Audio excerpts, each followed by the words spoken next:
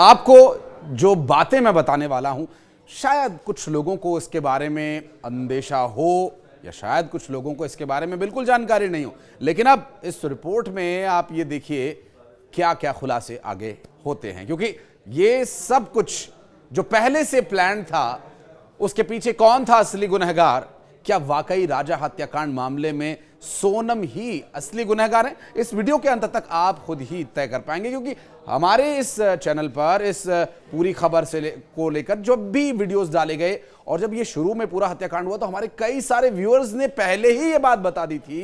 कि हत्या करने वाली कोई और नहीं बल्कि सोनम ही है। उस लड़की का पता करो। कई लोगों के जो कमेंट्स हमने पढ़े उसमें कई लोगों का यह भी कहना था कि सोनम के फोन की आप हिस्ट्री खंगाली, आपको सब कुछ पता चल जाएगा। जी हाँ, ऐसे सभी दर्शकों को बहुत पहले मैं साधुवाद धन्यवाद देना चाहूंगा, क्योंकि इस तरह की घटनाओं में, इस तरह के मामलों में बहुत ही संवेदनशीलता बरतने की आवश्यकता है, इसलिए इस पूरे मामले पर से पर्दा उठना बहुत जरूरी था। दरअसल सोनम के कुछ टेस्ट हुए, मेडिकल कराया गया उसका, और अब वो इस वक्त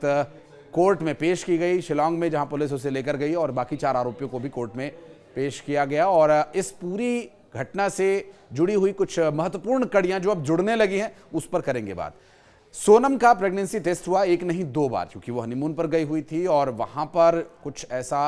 हुआ। तो क्या सोनम प्रेग्नेंट हुई, इस बारे में जान लेना बहुत जरूरी था। लेकिन प्रेगनेंसी टेस्ट की रिपोर्ट चौंकाने वाली आई और सोनम की प्रेगनेंसी टेस्ट रिपोर्ट में 2 बार, एक बार नहीं 2 बार नेगेटिव साइन आया है और दोनों बार उनकी टेस्ट रिपोर्ट नेगेटिव आई है। बहरहाल ये मेडिकली और कानून की जो प्रक्रिया उसके लिए बहुत ज़रूरी और इम्पॉर्टेंट टेस्ट था जिसे करवाया गया, और सोनम के इस पूरे मामले में जो रिपोर्ट सामने आई उसमें नेगेटिव रिपोर्ट आई है। और इसके अलावा सोनम रघुवंशी को जब कोर्ट लेकर पुलिस पहुंची तो वहां पर सुरक्षा के व्यापक इंतजाम पहले ही किए गए थे। हालांकि ये जो जांच है अब आगे किस दिशा में जाती है वो तो आगे आने वाले वक्त में पता चलेगा ही, लेकिन अब आपको बताते हैं सोनम का प्लान बी। जी हाँ, सोनम जो 4 अपने आशिक और उसके साथ जो भाड़े के गुंडे लेकर वहां पर पहुंची थी, जिन्हें कुछ रुपयों का लालच देकर उसने राजा की हत्या करने के लिए मजबूर किया, उस वहशी दरिंदगी की मालकिन सोनम रघुवंशी का प्लान बी भी था, क्योंकि ऐसा कहा जा रहा है। अब सच्चाई क्या है वो तो जांच के बाद सामने आएगा, और कन्फेस के बयान के हिसाब से जो बातें सामने आई उसमें यह बताया जा रहा है कि राज जो सोनम का आशिक है वो सोनम के हस्बैंड को मारना नहीं चाहता था। वो सोनम से शादी जरूर करना चाहता था, लेकिन उसका यह मानना था कि राज को मारा ना, जान से ना मारा जाए, उसके साथ जो कुछ हुआ उसके बाद वो वैसे ही पीछे हट जाएगा, शादी से पहले वैसे ही पीछे कदम खींच लेगा। इस बात को लेकर के कहीं ना कहीं उसको अंदेशा था, और राज के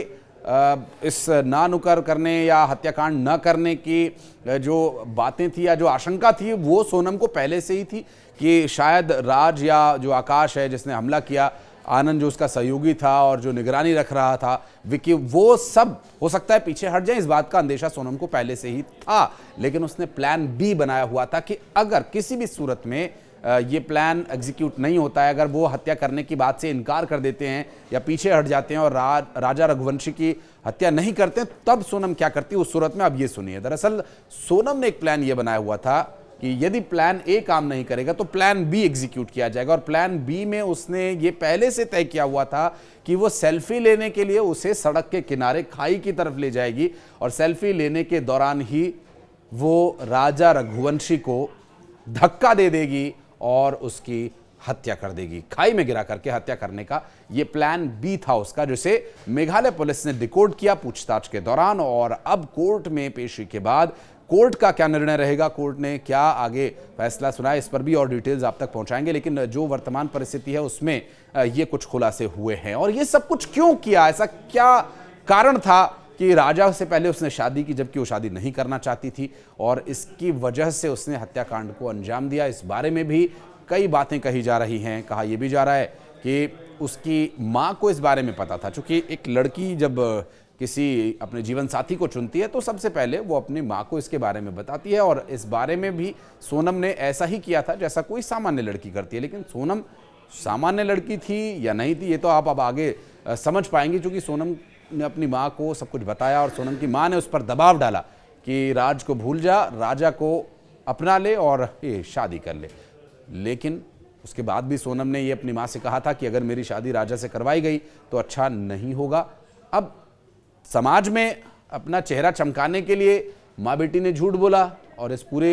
मामले में कहीं ना कहीं किसी न किसी रूप में सोनम की माँ भी जिम्मेदार है। तो जैसा कि बड़े बुजुर्ग पुरानी कहावत में कहते हैं ना कि चोर को नहीं, चोर की माँ को पकड़ो, तो ये कहावत भी यहाँ पर क्या चरितार्थ हो रही है, अपने विवेक से आप तय कीजिएगा और कमेंट सेक्शन में इसके बारे में भी बताइएगा। लेकिन जो वर्तमान परिस्थितियां बन रही हैं उसमें ये बात सामने आना, इस बात का खुलासा होना बहुत ही हैरान कर देने वाला खुलासा है। ये दो बड़े खुलासे, एक तो कि तीन बड़े खुलासे, बल्कि एक तो सोनम का प्रेगनेंसी टेस्ट नेगेटिव आया, दूसरा ये कि सोनम ने प्लान बी तैयार किया हुआ था राजा की हत्या को लेकर, वो खाई में धक्का देने वाली थी सेल्फी लेने के दौरान, और तीसरा ये कि सोनम की मां को सब कुछ पता था कि सोनम शादी नहीं करना चाहती है, उस पर दबाव डाला गया। तो इसके लिए असली दोषी कौन है, ये भी थोड़ा सा विवेकपूर्ण तरीके से सोचना और समझना होगा। और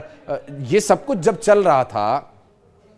उस वक्त क्या सोनम की मां को ये आभास था कि उसकी बेटी ने कुछ कर दिया है, क्योंकि उसकी बेटी पहले से ही शादी नहीं करना चाहती थी और बहुत अच्छा ड्रामा उसकी मां ने भी रचा। मीडिया के सामने बड़े दीनहीन होकर के उसने बहुत राजा के प्रति संवेदनाएं दिखाई कि वो राजा की बहुत चिंता कर रही है, लेकिन क्या सच्चाई है ये तो अब सामने आ ही गई है। बहरहाल अब इस पूरे मामले को लेकर जो आगे की परिस्थितियां हैं उसके बारे में आपको बता देते हैं कि कोर्ट में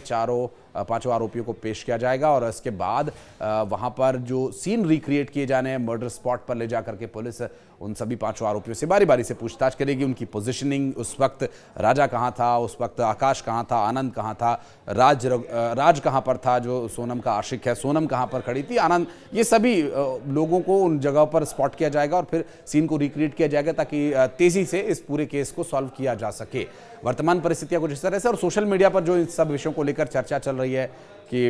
अगर शादी नहीं करनी थी तो मारा क्यों, शादी नहीं करनी थी तो मना कर देती, मारने की क्या ज़रूरत थी, और इस तरह की बातों से, इस तरह के हालातों से सोशल मीडिया पर एक अलग तरह का ट्रेंड ज़रूर बन रहा है। लेकिन सोनम के मन में क्या चल रहा था और सोनम ने ऐसा क्यों किया, उसकी क्या मजबूरी थी, इन सभी बातों को लेकर सोनम बोलेगी तो राज खुलेगी। इस पर एक और वीडियो लेकर आएंगे। कुछ कहना है आपको, कुछ बताना है तो कमेंट सेक्शन में आइए और अपनी उपस्थिति दर्ज कराइए। धन्यवाद।